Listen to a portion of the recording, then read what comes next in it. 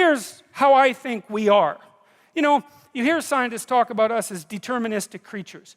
We're causal, like an alarm clock. You wind the thing up, of course you don't anymore, but you wind the thing up and it just ticks away, and one thing follows another. It's like, we're actually not like that. You build systems of habit. So here's an example. If I go like this, that's a ballistic movement. And I have to plan that movement from here to here before I execute it, because the movement is so fast that I can't get a neural message from my hand to my brain and back to stop it once it's started. So the whole thing is deterministic. I plan it, let it go, it's deterministic. But I know how to do this. It's habit. I have a structure built in me that's deterministic. And lots of things you do are like that, habit. Anything you practice enough, it's habit. So you're deterministic at the habit level, but you're not deterministic at the level of consciousness. Because consciousness comes into play when you're doing something that you haven't done before. And so that's interesting, because what it means is the conscious you is dealing with the world that isn't determined yet. And I would say it's actually dealing with the world of possibility, the world of potential. And it's a world we believe in. You say to people, you're not living up to your potential. And you say that to yourself too, you know, when you wake up at night and you're guilty. I'm not living up to my potential. And you don't feel good about that. And you think, well, there's potential around you that you're not exploiting. You know, and you feel bad about that too. And you should. And so it's a good source of guilt and shame. Not enough to crush you maybe, but enough to wake you up. And it's certainly not something you hope for the people that you love. It's okay, you're wasting your potential. It doesn't matter. It's like no one says that. And so we're contending with potential. And we know that because we wake up in the morning and poof, we're awake. Like the sun has risen again, we're awake. And we confront the world. And what do we confront? We confront the possibilities, the potential, and the horror of the day. Here's the things we could do. Here's the things that could go bad. Here's how we could make things go better. And you know what that is. It's usually, there's 3 or 4 things that I need to do today that I'd rather avoid. But I better do them, because if I don't do them, the world will be a worse place by 6 o'clock tonight. Right? And that's a funny thing, because the world isn't like that yet. It isn't made like that yet. It won't be made like that until you make it. And you might think, well, here's some things I could do that would be good, that would actually make the world a better place by 6 o'clock tonight. Take some effort, you know, and the willingness and some aim, but you could do that. You could make it slightly better than it was, and certainly slightly less worse than it could be. And you know that, it weighs on you, I would say, as soon as you wake up. It might be a moral burden, or it might be excitement, or it might be some combination of both. But that's certainly how you view yourself. A conscious agent, confronting what has not yet been brought into being, confronting potential, and determining the course that the world's going to take. Maybe just in your small area, but who knows how big your area is and how much what you do echoes around you. You know, we have an idea in our culture that each of us is the center of the world. That's why you're part of the sovereign state. That's why you vote. That's why the future of the state itself is dependent on your decision. Because we've decided over like a 10,000-year period that you're king. You, for whatever reasons, it's on you. Your conscious ability to be awake and to be articulate and to be clued in and to keep nature at bay and culture straight and your own malevolence under check and to combat the unknown and to transform it into something that's good. That's what you are. And you see this reflected in the oldest stories. That's the dragon myth, you know? You go out into the terrible unknown, beyond what we understand, into the unknown itself. And you confront the terrible thing that rests there, the terrible predatory, eternal predatory monster. And you can do that because that's what you're like. You're not cowering at home. You're not frozen into submission. You're out there active, and you can take it on. And as a consequence, you can attain something of substantive value, right? And that's you. That's the transformation of you, because now you're braver because you've done it, but it's also something now that you've garnered from the potential, and you can bring that back and you can distribute that into the community. That's the story of humanity. It's the oldest story we have, and it's correct. There's this idea in Genesis, and I'll end with this. So there's this idea in Genesis that at the beginning of time, there was potential.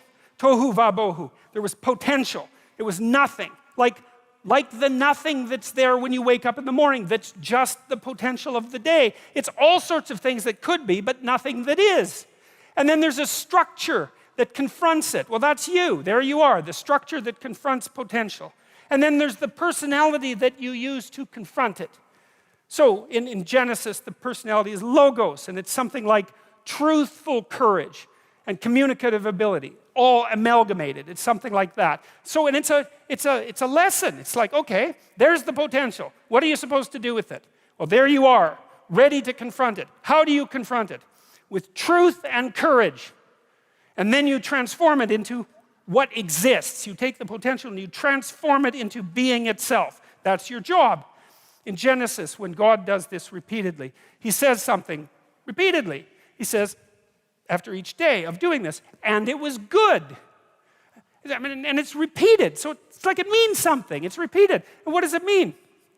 If you confront potential with truth and courage, then what you produce is good. Well, so that's a good thing to know. If you want to produce what's good, it's like confront the potential with truth and courage, and what you produce is good. Great. So that's a nice thing to know. It's a fundamental ethical axiom, and it's sort of predicated on faith. It's not easy to be courageous, and it's not easy to tell the truth. But the theory is if you manage both of those in the face of potential, then what you do is you produce out of potential what is good. So that's a theory worth investigating, perhaps for the rest of your life. And then there's a corollary to this story, and the story is at the end of God's creation, describing how order emerges from chaos or being from potential. There's this strange line, which is probably the most important line that's ever been written in our culture, at the basis of our culture. And that is that men and women are made in the image of God. And what does that mean? Well, if God is that which confronts potential with truth and courage and makes what's good out of potential, that seems to indicate that we have the same faculty. Like on a smaller scale, we're not omniscient, but we're not bloody well nothing. You know, our conscience is integrally tied into the structure of being in some manner we don't understand. And it certainly is the case that we take what isn't and turn it into what is. That's something, man. That's quite the trick we've been able to manage. And so we're made in that image. And so what are we supposed to do? Well, that's what we're supposed to do.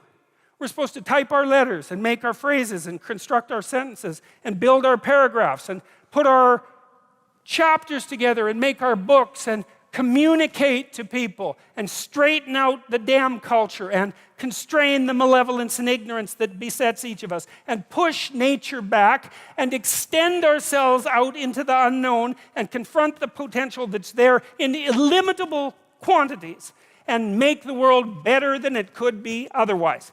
To move it away from hell, and it can certainly become that, and toward heaven to the degree that we can manage that. And that is a good enough goal. That's the thing. You need something, because your life is tough. It's hard. You need something that, you need something to get out of bed for and fight for. And that's something, right? To fight, let's say, against hell and for heaven. That's something to fight for, especially...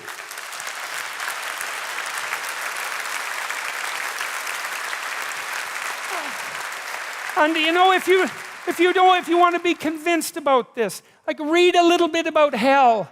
Read the Gulag Archipelago, or read Ordinary Men, or read The Rape of Nanking, or read about what happened in Nazi Germany during Auschwitz and all the catastrophes of the 20th century, and see if you believe in hell, and see if you think, well, maybe not having that happen anymore would be a good idea. And then think about maybe that's something you could contribute to. And then it wouldn't have to happen anymore. And that would be a good thing. And God only knows what great things we could manage under such conditions. We're becoming incredibly technologically powerful. And what would it be like if we became equally wise? Well, that would really be something. God only knows what we could manage in the next 20 years or the next 100 years, We're running at 40%, most of us, because we're half in and half out. And it's not surprising because life is difficult. It's like, well, what if you were 90% in or 95% in or all in? Because you're all in anyways, right? It's a life and death game. No one gets out of this. Everyone dies. You might as well commit yourself And you might as well commit yourself to the highest good that you can attain, because why not? It'll imbue your life with meaning. It's hard, the responsibility is there, but all the meaning's in the responsibility, and that'll make your life better. It'll make your family's life better, and it should make your culture better. Maybe it make the world better. It's like, that'll justify your damn miserable existence at 3 o'clock in the morning when you're wondering what the hell you're doing here. And that's a good thing, because there's going to be days when you're aching and tired and sore, and there's people in your family that are sick, and you're cynical and bitter, and you need a reason to get up, and you think, yeah, well, a little more heaven and a little less hell, maybe I can pull that off today and tomorrow and next week. And that's worth struggling forward for. And so that's how it looks to me. So thank you very much.